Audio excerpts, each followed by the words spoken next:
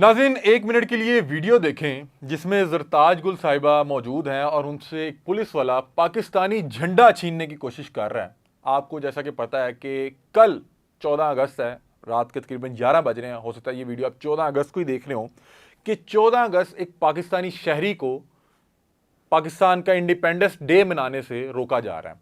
हम नफ़रतों में कितने आगे बढ़ गए कि हमें पीटीआई से इतनी नफ़रत हो गई कि आपने उस खातून से उसको चौक में खड़ा करके उससे पाकिस्तानी झंडा छीन रहे हैं और वो आपको बता रही है कि ये पाकिस्तान का झंडा है, ये मेरा झंडा है। आप बतौर इस रियासत के नुमाइंदे मेरे से ये मुल्क का ये मेरा झंडा नहीं छीन सकते।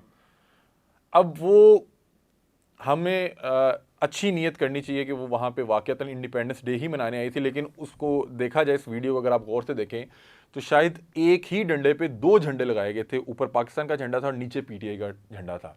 अब वो साहब कहते हैं जो वहाँ पे रियासती वर्दी में मलबूस हैं कि यह झंडे से पाबंदी है, पीटीआई के झंडे के हवाले से बात कर रहे हैं। तो उन्होंने कहा बताएं आपको किसने कहा कि इस झंडे पर पाबंदी है।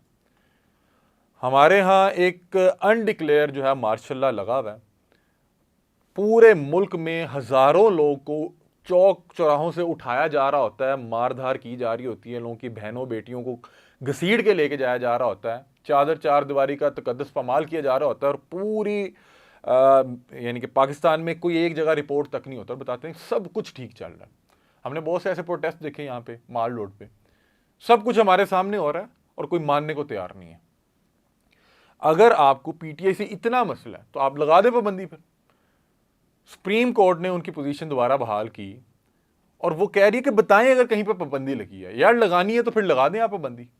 और आप उससे मतलब कि आप नफरत में इतना आगे बढ़ चुके कि आप उससे जब वो झंडा छीन रहे हैं तो आपको ये ख्याल नहीं आया कि 13 अगस्त का दिन है, इंडिपेंडेंस डे है, आप उस झंडे के साथ पाकिस्तान का झंडा भी छीन रहे हैं और उसका तकद्दुस पामाल कर रहे हैं।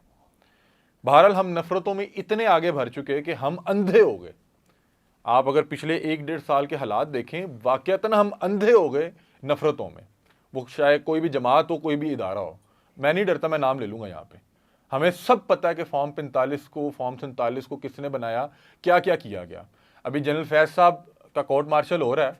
अगर इन्हें इस बुनियाद पे कटहरे में खड़ा किया जा सकता है कि इन्होंने बहुत सी चीज़ें जो है अपनी जिम्मेदारियों से भर के की, इनके इख्तियारा से भर के इन्होंने इस्तेमाल किया, चीज़ों को मैनिपुलेट किया, असरअंदाज हुए पॉलिटिकली, तो क्या आपको अब नहीं पता कि कौन कहाँ पे किस तरह से असरअंदाज हो रहा है? तारीख बड़ी जालिम होती है। भुट्टो को जब फांसी दी गई तो आज देख लें कि आज कौन हीरो कौन विलन है।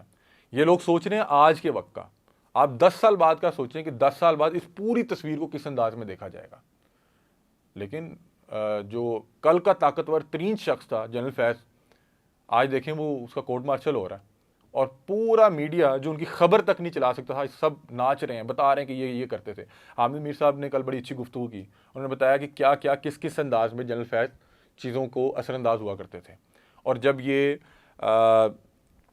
नए आर्मी चीफ का मामला आया तो किस अंदाज में 2021 नवंबर में किस अंदाज में ये चीज़ों को मैनिपुलेट कर रहे थे और किस तरह से इन्होंने कोशिश की कि किसी तरह से इनके नाम का जो है वो कुरअंदाजी निकल आए। और 2021 से पहले जो ताकतवर तरीन शख्स था, आज वो कटहरे में खड़ा और वो पूरे पाकिस्तान में जग हसाई हो रही है। और ये सिर्फ इनका मामला नहीं है, आप जनरल बाजवा को देख लें कि उनके इक़्तिदार से जाने के बाद क्या हुआ। आप पीछे चलते जाएं, आप ज़ियाउल हक साहब देख लें, उससे पीछे चले जाएं, आप अयूब खान साहब देख लें। बहरहाल कोई भी गलती मानने को तैयार नहीं है, वो कोई सियासी जमात हो, वो कोई इदारा हो। और बतौर कौम हम ये 70 साल से देख रहे हैं कि यहाँ पर क्या हो रहा है। हम अपना नुकसान करके भी मानने को तैयार नहीं कि हम हार गए थे। आप पाक स्टडी की बुक पढ़ें तो उसमें लिखा होगा कि हम ये जीत गए लेकिन फिर भी बांग्लादेश बन गया। ये कौन सी जंग है जिसके जीतने के बाद आपका पूरा मुल्क अलहदा हो गया? बहरहाल ये पिछला जो 1 साल है इसमें आप देखेंगे कि बाकायदा तौर पे हम अंधे हो गए नफ़रतों में। और उसी का एक अमली सबूत है एक वीडियो में, जिसमें वो पुलिस वाला इस अंदाज में झंडा खींचने की कोशिश कर रहा है, इस चीज़ को सोचे बगैर कि 13 अगस्त का दिन है, 77वां हम जो अपना योम आज़ादी मना रहे हैं, वो एक खातून से सिर्फ इस नफ़रत में कि आपको पीटीआई से कोई मसला है, आप पीटीआई के झंडे के साथ पाकिस्तान के झंडे का तकद्दुस पामाल कर रहे हैं और किसी शख्स को शर्म तक नहीं आ रही। ना इस चीज़ को रिपोर्ट किया जाएगा, ना उस शख्स को काउंसिल किया जाएगा, बल्कि उसको शाबाश दी जाएगी कि चंगा किता ही, बल्कि शायद उसे कहेंगे कि तू लैके आना सी, तू झंडा लैके आना सी। और फिर इस तरह की चीज़ें जब सोशल मीडिया पर रिपोर्ट होती हैं तो फिर क्या कहते हैं, ये शैतानी मीडिया है, ये एक शैतान की चाल है। और उसकी वजह से फिर फायरवॉल लगा रहे हैं, खाने को पैसे नहीं है, 30 अरब की फायरवॉल लग रही है।